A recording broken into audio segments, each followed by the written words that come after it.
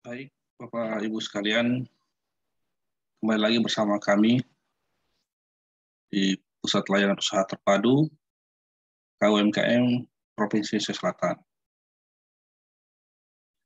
Semoga pada kesempatan kali ini Bapak Ibu dalam keadaan sehat dan tetap dalam penerapan protokol kesehatan sebagai upaya untuk mencegah penyebaran COVID-19 di Indonesia. Sesi kali ini kembali bersama kami, Konsultan PLUT KUMKM Provinsi Sulawesi Selatan, akan sharing dan berbagi kepada Bapak Ibu sekalian. Dan tema hari ini kita akan bahas adalah UMKM sukses pintar kelola keuangan. Mari bersama Bapak Ibu sekalian kita mulai proses pembelajaran hari ini.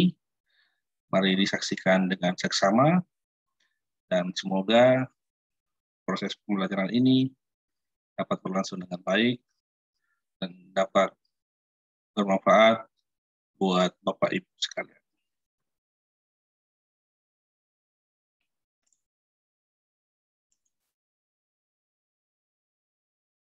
Sebelum jauh kita masuk dalam proses pembelajaran kita hari ini, bagaimana kondisi keuangan usaha dari Bapak Ibu saat ini?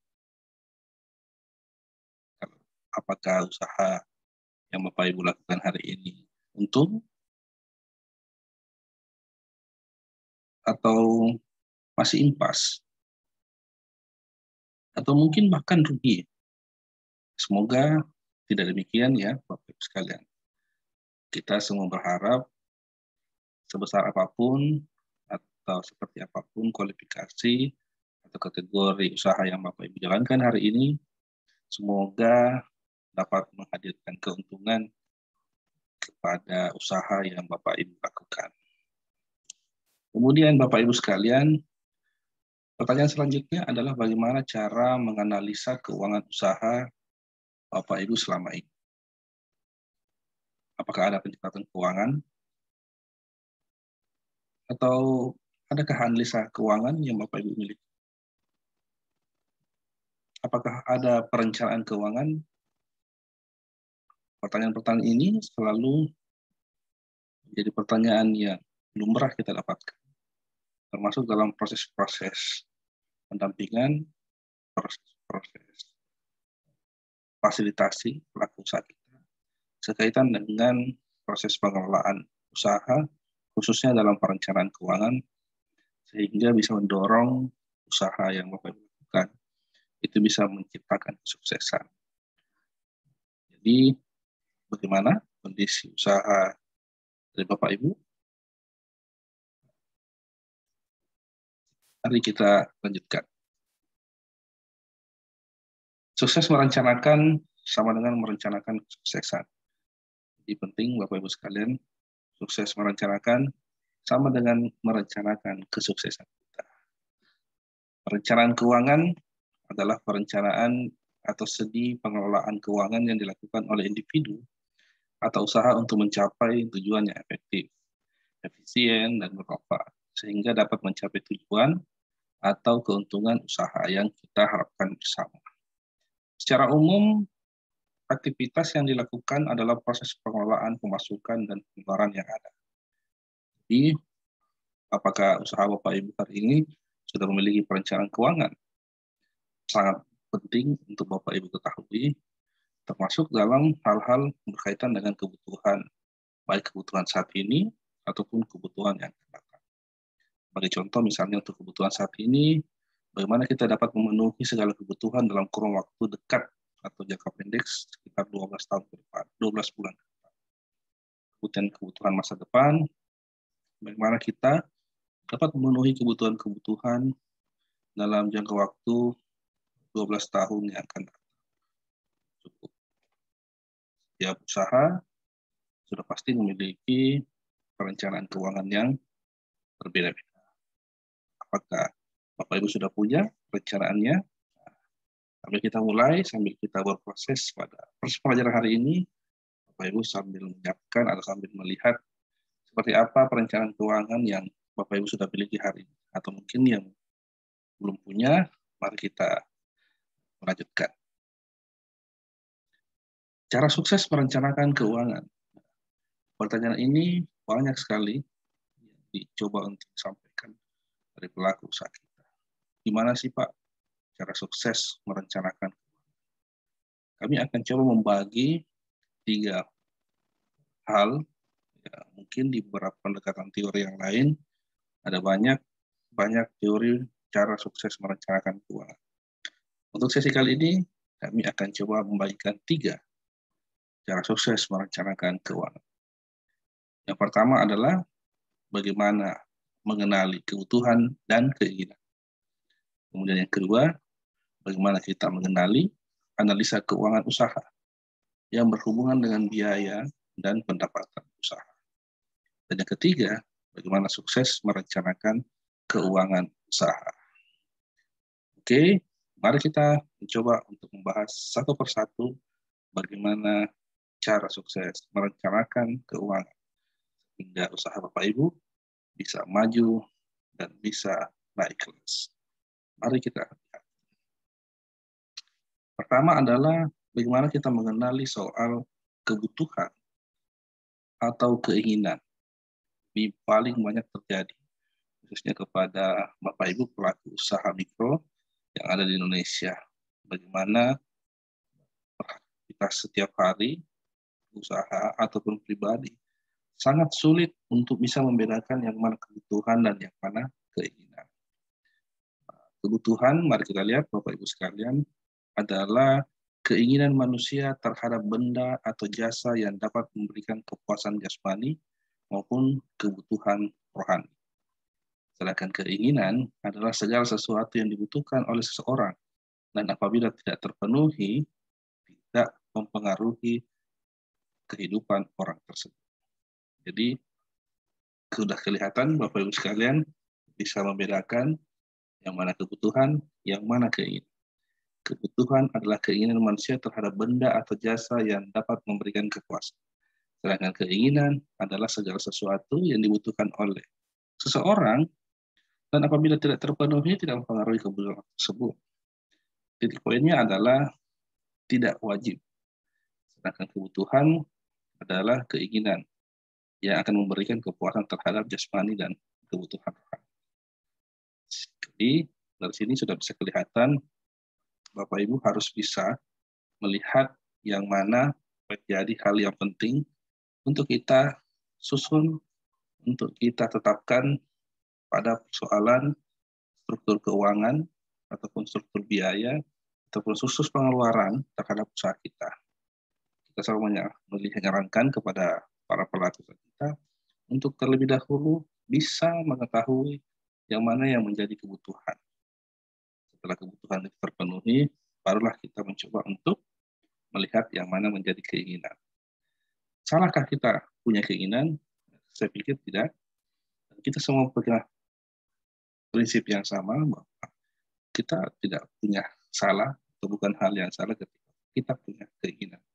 Tapi yang penting adalah bagaimana kebutuhan itu bisa menjadi skala prioritas untuk kita penuhi dalam rangka melakukan analisa dan manajemen terhadap keuangan yang Bapak Ibu miliki. Nah, di sini ada sebagai contoh, jadi salah satu tips ataupun cara sukses yang dapat Bapak Ibu lakukan, pertama adalah silakan Bapak Ibu menuliskan seluruh jenis pengeluaran sampai yang mulai terbesar misalnya, atau sampai yang terkecil. Silakan Bapak Ibu tulis nanti seperti apa jenis-jenis pengeluaran yang ada. Nah, kemudian nanti sisa dicek dari total pengeluaran yang Bapak Ibu lakukan, misalnya bulan kemarin, atau 1 tahun kemarin, atau periode-periode tertentu sesuai dengan apa yang ada di Bapak Ibu, silakan dilihat yang mana kebutuhan, yang mana keinginan. Ketika kita mengetahui klasifikasi terhadap jenis pengeluaran tersebut, itu akan sangat membantu kita bagaimana kita bisa menyusun struktur pengeluaran dalam usaha kita. sehingga kita bisa mendapatkan nilai atau angka efektif dan efisien dalam proses-proses aktivitas usaha, dan termasuk aktivitas kita sebagai pemilik usaha. Karena memang tidak bisa dipungkiri Bapak Ibu sekalian, banyak di antara kita, khususnya pelaku usaha mikro, itu sangat sulit membedakan yang mana kebutuhan dan yang mana keinginan. Cara menganalisanya sangat mudah. Kalau kami menganalisa pertanyaan pertama yang selalu muncul adalah, Bapak Ibu punya dompet berapa? Kalau hanya satu, sulit. Bapak Ibu punya catatan tidak? Kalau tidak punya catatan, tempat uangnya simpan sama, bisa dipastikan sulit untuk bisa mengatur dengan baik persoalan-persoalan keuangan. Sehingga ini adalah tips yang pertama yang kami sharing kepada Bapak Ibu sekalian untuk bisa mengkategorikan hal tersebut. Oke, sampai di sini, mari kita lanjut. Kemudian, Bapak Ibu sekalian, yang kedua adalah mengenali analisa keuangan usaha. Nah, ini sangat penting dan sangat boleh dikatakan ilmu dasar dari sisi manajemen keuangan yang perlu Bapak Ibu pahami atau ketahui sebagai pelaku usaha, khususnya berhubungan dengan struktur biaya dan pendapatan. Mari kita coba simak seperti apa penjelasan berkaitan dengan tata cara sukses yang kedua ini. Yang pertama adalah menghitung biaya. Biaya didefinisikan sebagai semua uang yang dihabiskan usaha Anda untuk membuat dan menjual barang atau jasa Anda lakukan. Jadi, semua uang yang dihabiskan usaha untuk membuat dan menjual barang atau jasa dari usaha Bapak Ibu. Jadi, seperti itu. Dalam struktur biaya, kita biasa kenal ada namanya biaya langsung atau direct cost, atau biaya yang terjadi yang penyebab satu-satunya adalah karena adanya sesuatu yang dibiayai. Jika sesuatu yang dibiayai tersebut tidak ada, maka biaya langsung tidak akan terjadi. Sedangkan biaya tidak langsung adalah biaya yang terjadi tidak hanya disebabkan oleh sesuatu yang dibiayai, tetapi biaya ini tidak dapat dihubungkan secara langsung pada unit yang diproduksi. Atau kalau usahanya manufacture, produksi, kita sering sebut seperti ini. Segala biaya yang keluar dalam proses produksi atau proses manufaktur, proses menciptakan barang, itu adalah masuk biaya langsung. Sedangkan semua biaya yang tidak berhubungan langsung dengan proses produksi, itu masuk biaya tidak langsung. Seperti listrik, seperti promosi, atau biaya-biaya umum lainnya. Kira-kira seperti itu. Kita lanjut Bapak Ibu sekalian. Mengapa kita perlu untuk menetapkan biaya? Karena penetapan biaya atau costing adalah cara untuk menghitung total biaya pembuatan atau penjualan produk atau penyediaan layanan. Dengan menetapkan biaya, dapat membantu Bapak Ibu untuk menetapkan harga, mengurangi dan mengendalikan biaya, membuat keputusan yang baik terhadap kegiatan atau kaitannya dengan usaha. Dan yang ketiga adalah perencanaan untuk masa depan. Sangat penting. Sehingga penting sekali kepada Bapak Ibu sekalian untuk dapat mengetahui seperti apa struktur biaya yang dimiliki, sehingga nanti dapat menetapkan harga, dapat melakukan pengendalian terhadap biaya, dapat membuat keputusan yang lebih baik, termasuk dalam perencanaan untuk masa depan usaha Bapak Ibu sekalian.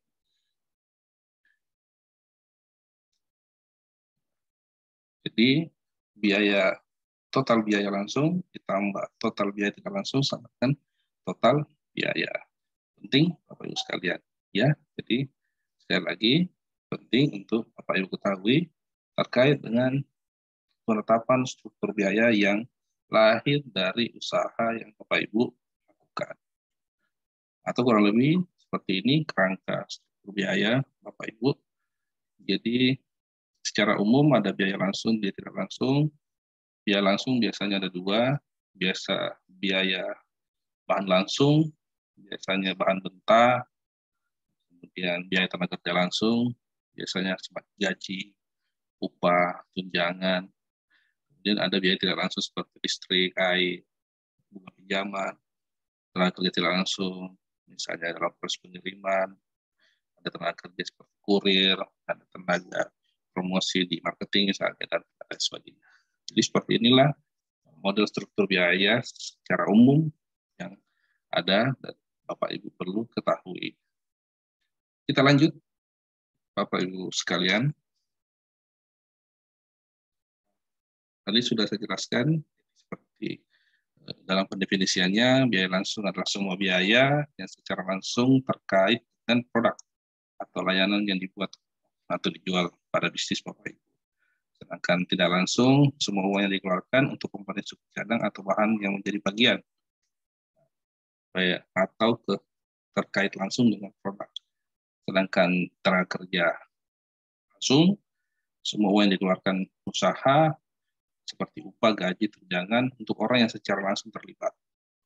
Sedangkan tidak langsung biasanya yang keluar untuk menjalankan bisnis yang tidak secara langsung berhubungan dengan aktivitas utama atau proses produksi. Seperti sewa, bunga, listrik, air misalnya, biaya distribusi dan segala macam. Oke, mari kita lanjut Bapak Ibu. Setelah Bapak Ibu mengetahui struktur biaya dari usaha, kemudian kita ada namanya proyeksi pendapatan atau perencanaan terhadap pendapatan dari usaha yang Bapak Ibu lakukan. Sebagai hasil dari perhitungan proyeksi produksi dan harga jual, diperoleh proyeksi penerimaan atau pendapatan penjualan selama jangka waktu usaha yang Bapak Ibu tentukan atau tetapkan. Seperti contoh, pada pembelajaran kita hari ini, proyeksi produksi atau pendapatan kotor telur asin. Jadi nanti Bapak Ibu bisa berhitung dalam satu kali proses produksi atau dalam satu kali proses penjualan ada berapa volume produk yang diciptakan, kemudian harga jual per produknya berapa, kemudian penjualan secara periode 1 bulan berapa, setahun berapa, ataupun per satu kali proses bisnis, siklus bisnis terputar itu ada berapa rupiah. Itu Bapak Ibu harus bisa ketahui. Biasanya proyeksi belum mencapai optimum pada tahun-tahun pertama, khususnya untuk proyek atau usaha yang baru. Jadi kurang lebih memang betul Bapak Ibu sekalian, di tahun pertama itu memang belum mencapai optimum. Bahkan di beberapa model bisnis kekinian, khususnya berkaitan dengan pengembangan digital, sekarang banyak konsep justru memang lebih banyak di tahun pertama itu proses pengeluaran usaha tinggi karena berkaitan dengan promosi, bagaimana mengakses digital, bagaimana masuk ke pasar online. Memang sudah begitu seperti itu. Di hal-hal sederhana juga banyak biasa kita kembangkan, kita dorong pelaku usaha kita membuat beberapa paket-paket promo di awal sebagai model pendekatan ataupun pengenalan terhadap produk atau jasa yang kita akan sampaikan ke pasar.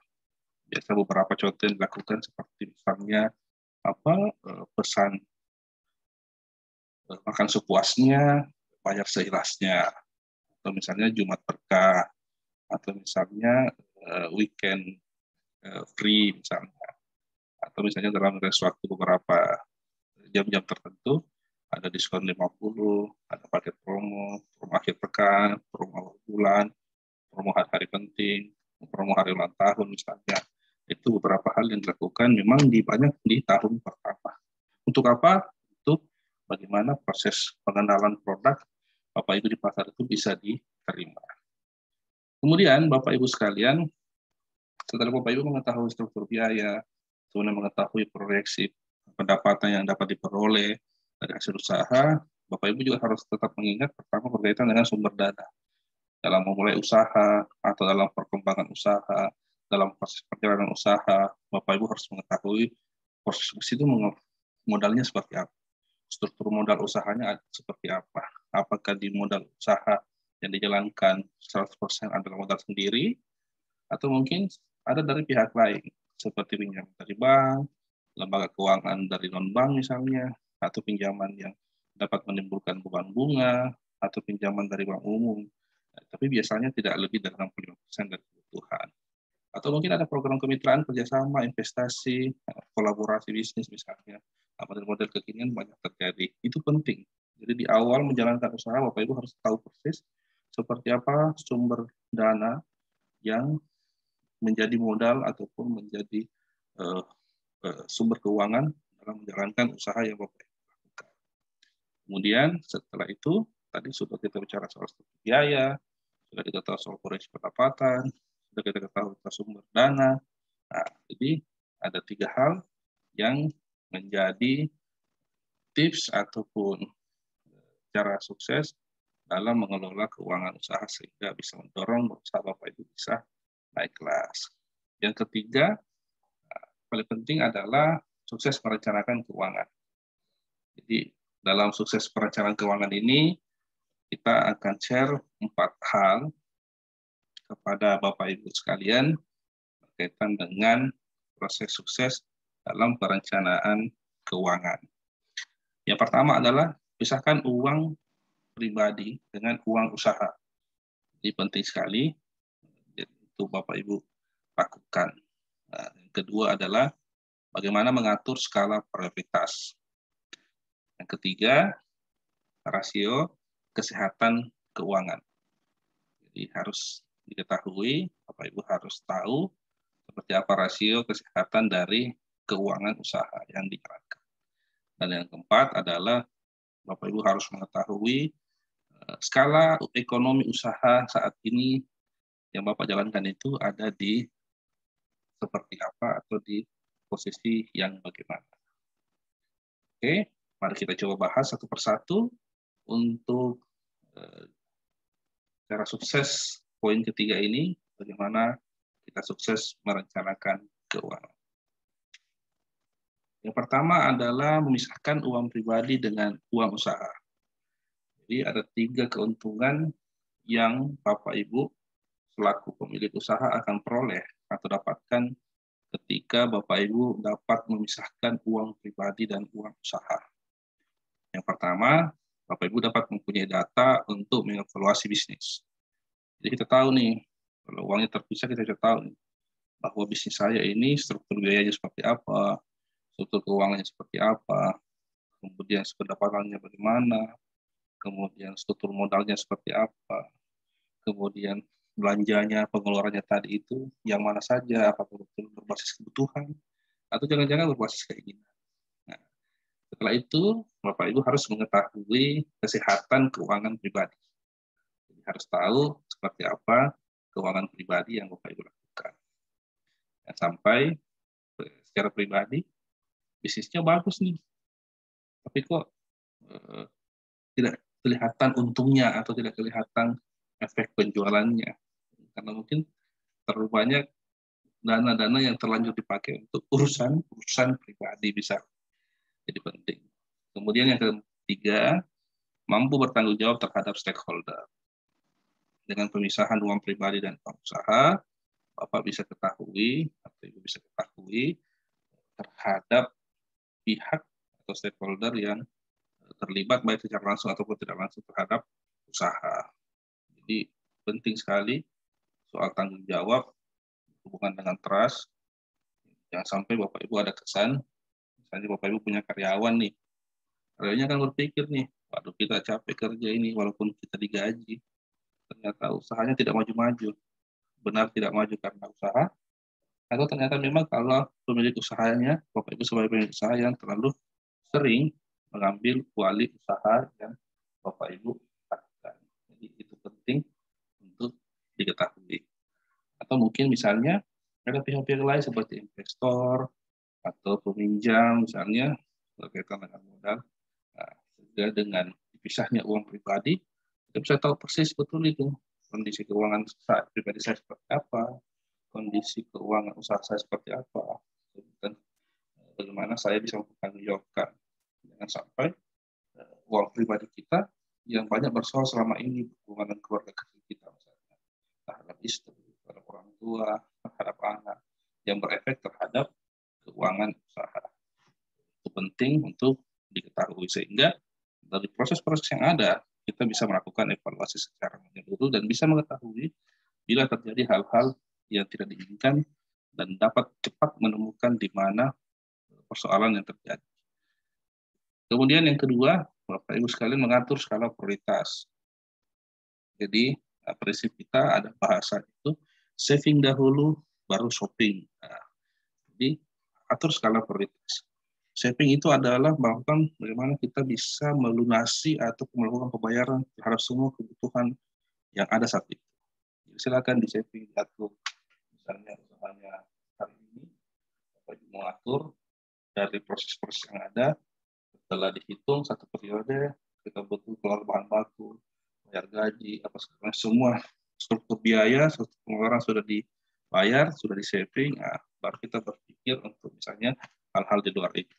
Jangan justru begitu dapat untung, dapat ini, lakukan shopping, ternyata pas dalam perjalanan, nah ada hal-hal yang tidak sesuai.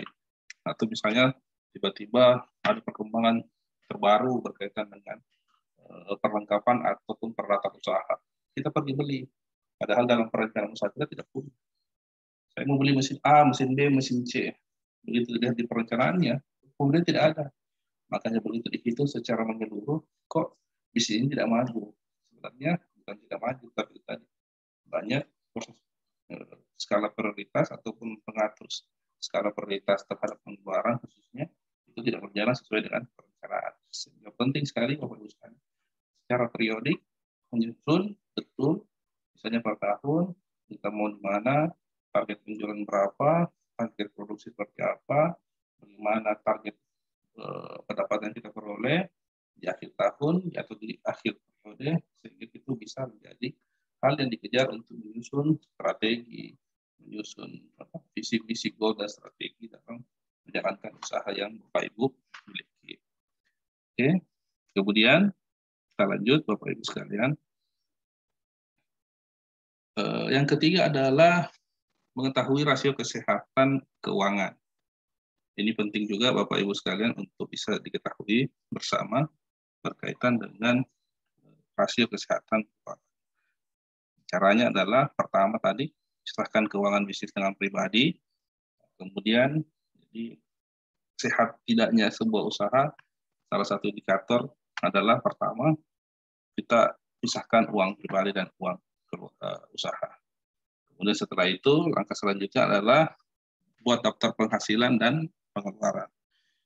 Jadi ini penghasilannya saya berapa, pengeluarannya ini berapa, apa saja misalnya. Setelah itu langkah selanjutnya untuk mengetahui rasio kesehatan kita adalah membuat daftar harga dan utang. Ya sampai kita lupa menghitung harta kita dan utang kita, khususnya berhubungan dengan usaha ya. Jadi semua yang berhubungan dengan harta dan utang itu perlu untuk dicatat sehubungan dengan usaha yang Ibu lakukan. Yang keempat adalah hitung rasio keuangan. Jadi setelah Bapak Ibu memisahkan keuangan pribadi dengan keluarga, membuat daftar penghasilan dan pengeluaran, membuat daftar harta dan utang, kemudian Bapak Ibu nanti akan membuat hitungan rasio keuangan. Jatuh rasio keuangan. Caranya bagaimana? Ya tadi misalnya, kalau satu periode untuk saya satu produk ini berapa, kemudian saya dapat untung berapa persen misalnya. Kemudian dari berapa persen keuntungan yang saya dapat dari usaha, berapa saya pakai untuk kebutuhan hari-hari, berapa saya pakai untuk ini. Dibikin hitungannya.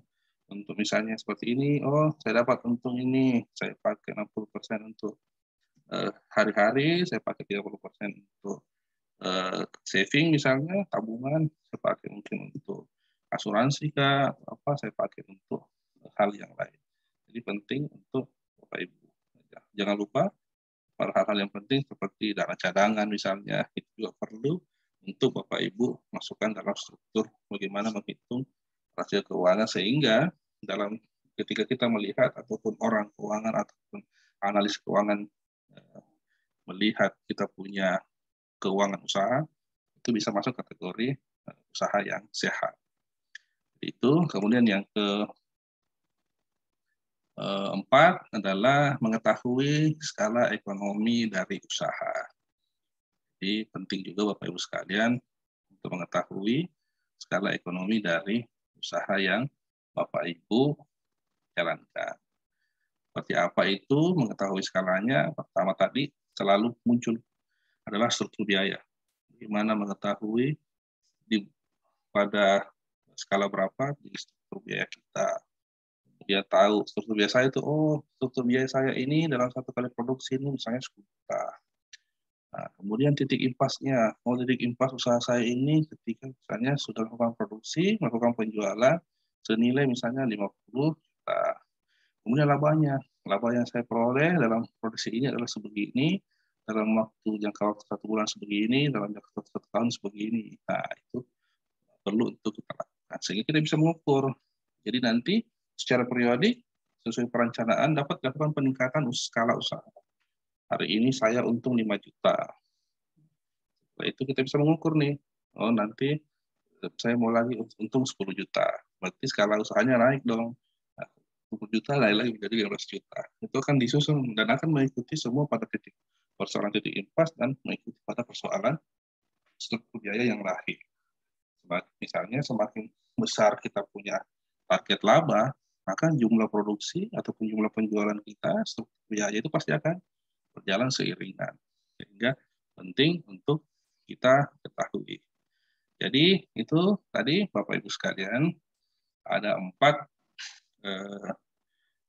cara, tahapan, ataupun langkah-langkah yang dapat Bapak Ibu lakukan berkaitan dengan sukses perencanaan keuangan. Jadi pada sesi hari ini kita sudah bagikan ada 3 kegiatan giat sukses untuk perencanaan keuangan agar mendorong Bapak Ibu sekalian dapat tumbuh menjadi pelaku usaha yang hebat. Yang pertama tadi soal bagaimana mengenali antara kebutuhan dan keinginan. Kemudian yang kedua, Bapak Ibu bisa mengetahui berkaitan dengan biaya dan pendapatan atau terhadap analisa soal pendapatan ataupun keuangan usaha. Nah, yang terakhir adalah bagaimana sukses merencanakan keuangan usaha.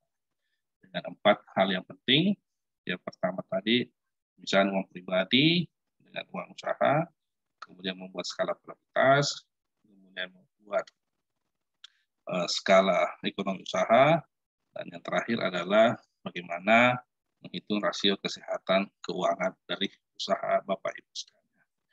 Pikir itu proses kita. Bila ada yang ingin ditanyakan, boleh Bapak Ibu lanjutkan dalam sesi tanya jawab. Kira-kira seperti itu materi yang kita sampaikan pada kesempatan kali ini. Kami dari Konsultan Perut UMKM Provinsi Sultan mengucapkan terima kasih. Salam sukses selalu untuk Bapak Ibu sekalian.